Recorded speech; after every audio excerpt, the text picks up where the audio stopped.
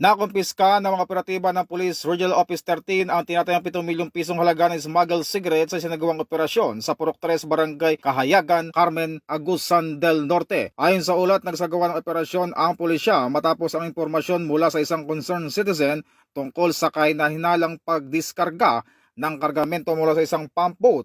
Nadiskubre ng mga operatiba ang isang abandonadong container van na may lamang iba't ibang klase ng sigarilyo, kabilang ang Green Hills, Canon at Casablanca brand.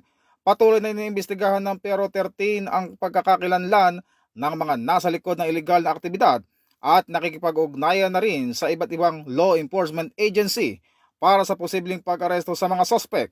Pinuri ng Police Regional Office 13 ang mabilis na aksyon ng mga operatiba at kinilala rin ang mahalagang papel ng publiko.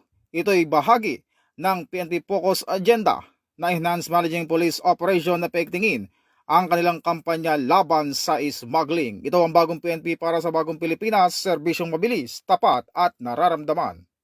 Mula po dito sa Campo Crame, ako po si Patrolman Adrian Dayaw nagbabalita para sa Police News Network, alagad ng batas, tagataguyod ng balitang pulis, at ito ang bagong PNP para sa bagong Pilipinas, serbisyong mabilis, tapat at nararamdaman.